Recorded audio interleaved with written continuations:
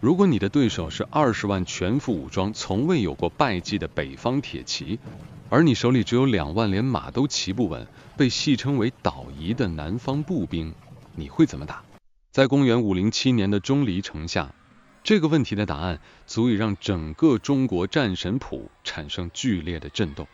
因为在那场被称为钟离之战的死斗中，南梁的主帅既不是万夫不当的猛将，也不是运筹帷幄的谋士，而是一个身体虚弱到甚至拿不动一张木弓，在战场上必须坐着轿子指挥的文弱书生韦睿。他的对手是北魏中山王元婴。这位王爷刚刚在徐州战场大破梁军，手握20万精锐，正处于军事生涯的巅峰。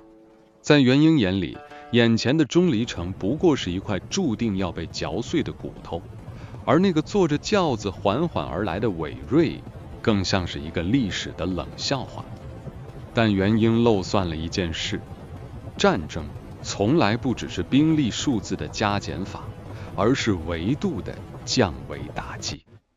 当北魏铁骑还在沉迷于陆战时代的冲锋算法时，韦睿已经在青淮河的湍流中为他们写好了最后的死亡代码。这一战，淮河水为之不流，20万大军生还者不到1/10。我们要复盘的不仅仅是一场以少胜多的神迹，我们要拆解的是一个真正的顶级战略家如何在这种必死之局中，利用天时地利工程逻辑，完成了一场历史级的降维屠杀。当韦睿踏上邵阳州的那一刻，他面对的是一个近乎荒诞的军事现实。北魏名将元婴与杨大眼不仅拥有压倒性的人数优势，还在青淮河上架起了一座连接南北的长桥。这座桥就像一条锁链，死死地勒住了钟离城的脖子。在当时的军事逻辑里，如果你想救钟离，就必须去冲击这座长桥。但元婴在桥头驻扎了重兵，两岸火器与箭矢交织成网，南方的步兵冲过去，无异于自杀。所有的将领都陷入了沉默，他们计算不出任何赢的概率。而这正是韦睿展现他战争算法的时刻。他没有下令冲锋，而是下令筑城。这个决定在当时被很多将领视为懦弱。北魏将领杨大眼，那个被称为关羽在世，眼眶里长着2个瞳孔的猛将，带着铁骑在营外疯狂叫阵羞辱。他以为韦睿会被激怒，会像以往那些南朝将领一样冲出来送死，但韦睿坐在他的小轿子上，甚至没有抬头看一眼。他只是盯着脚下的土地，盯着那些从后方运来的大理石和沉重的木材。接下来的24小时是中国战争史上最疯狂的工程奇迹。在杨大眼的眼皮子底下，2万名南梁士兵变成了最精确的建筑机器。在风雨交加的夜晚，韦睿亲自坐镇，他手中的羽扇甚至都没有晃动过。天亮时，当元婴和杨大眼从睡梦中惊醒，他们揉了揉眼睛，彻底惊呆了。在原本空旷的邵阳州上，一座坚固的要塞竟然拔地而起，与北魏的长桥形成了面对面的对垒。这哪里是在打仗，这简直是在变魔术。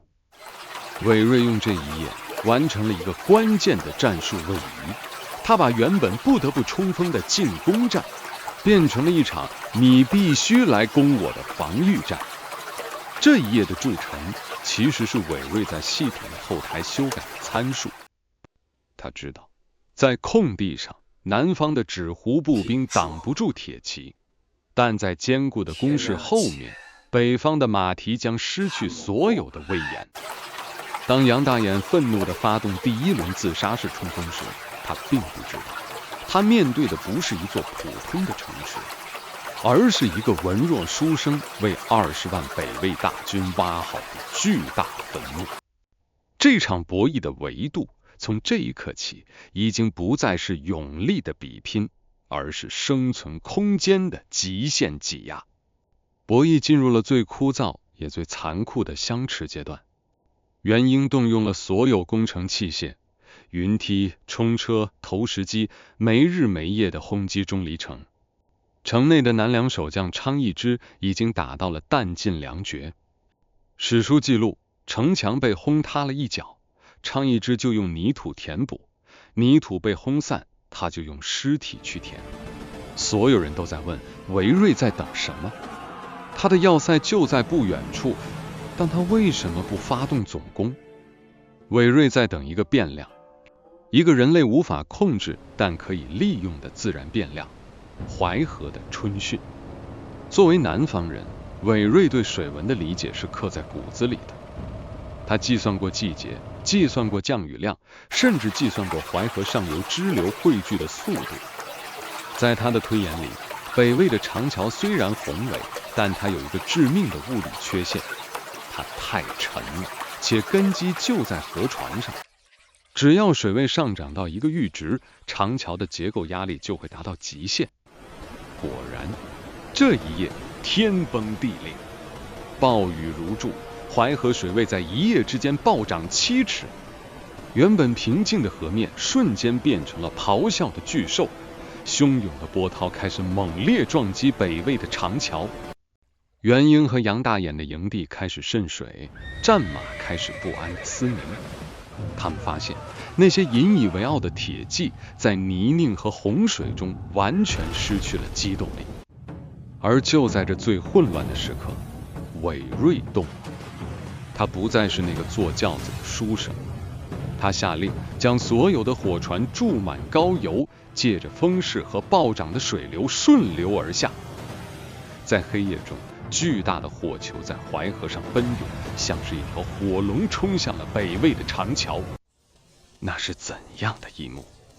一边是极冷的冰冷洪水，一边是极热的冲天大火。水火交织中，北魏那座象征着权力和威严的长桥，在咔嚓声中彻底断裂。20万北魏大军瞬间被截断，一半在南岸成了孤军，一半在北岸只能眼睁睁看着。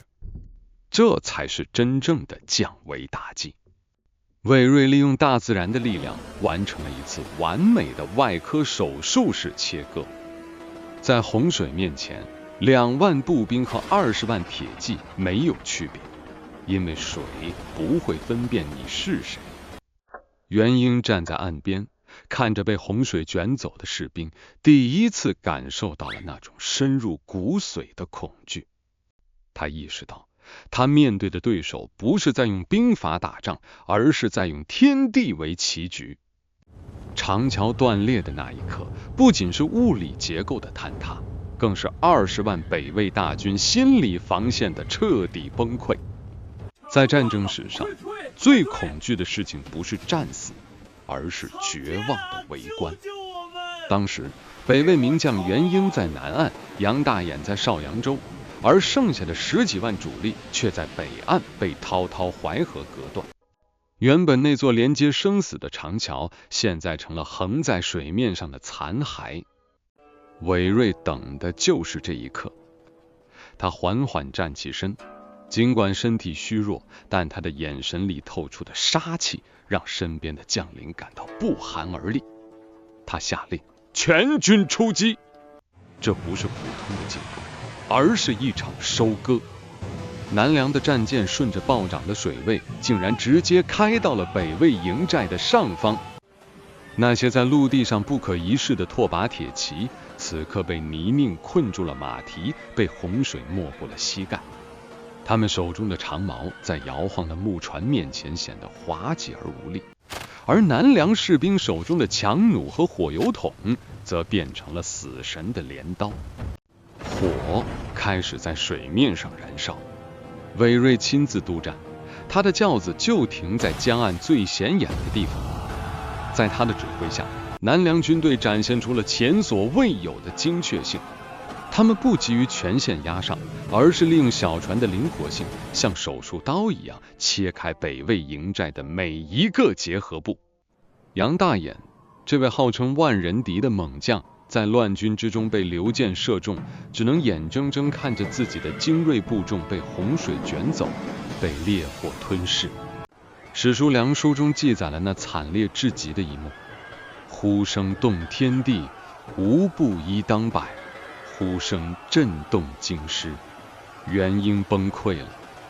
这位北魏宗室名将在最后时刻抛弃了他的20万大军，只带着几名骑兵，趁着夜色，踩着那些浮在水面上的尸体，拼命向北逃窜。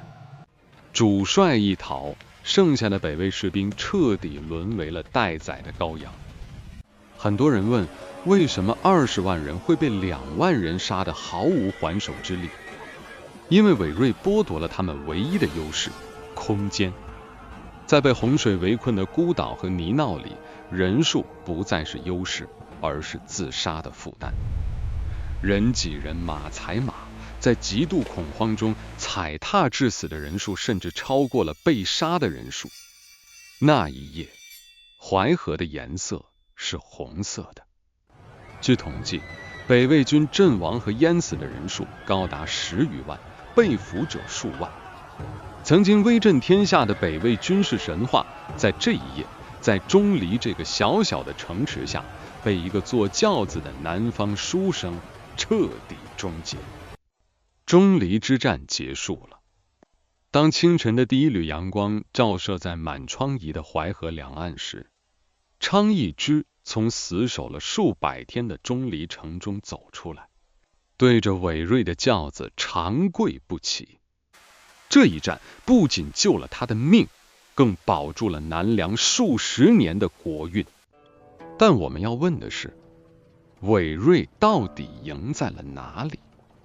如果我们只看兵法，会觉得这不过是火攻与水攻的结合。但如果你深入复盘，你会发现，韦睿真正的强大在于他那极其超前的、近乎机器般的冷峻计算。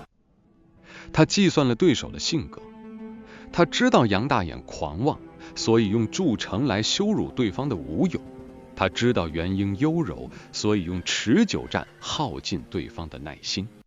他计算了自然的变量，他不是在读语，他是通过对气候长达数月的观察，把春汛这个偶然事件变成了一个必然发生的战术武器。更重要的是，他计算了战争的本质。在韦睿眼里，战争不是比谁更狠，谁更能杀，而是比谁能更快地改变规则。元婴还在玩陆军时代的骑兵冲锋规则，而韦睿已经把战场拉进了水陆工程的跨维度竞争中。这就是我们一直在频道里强调的降维打击。战后的韦睿没有躺在功劳簿上，他依然低调，依然那个坐着轿子弱不禁风的文官，甚至在朝廷重赏之下，他依然过着极其清苦的生活。这就是儒将的最高境界，事了拂衣去，深藏功与名。回顾这场钟离之战，我们会发现一个细思极恐的事实：当一个民族、一个政权开始沉迷于过去的武力算法，拒绝新的思维和工程逻辑时，哪怕他拥有10倍、100倍于对手的兵力，也终将被时代的洪水卷走。北魏的20万铁骑没能踏碎南方的山河，却被一个文弱书生的羽扇轻轻一挥，扇进了历史的尘埃。这就是韦睿，这就是钟离之战。他告诉我们，在真正的智慧面前，暴力往往显得如此单薄。而在那漆黑的南北朝乱世中，韦睿就像是一盏极其理性的灯火，虽然微弱，却照亮了那个时代最深刻的战争逻辑。大明有卢象升那样的孤臣，而大梁幸好有韦睿这样的儒将。如果你也被这段跨越1000年的博弈所震撼，请长按点赞。我们下期继续复盘那些改变中国命运的战争算法。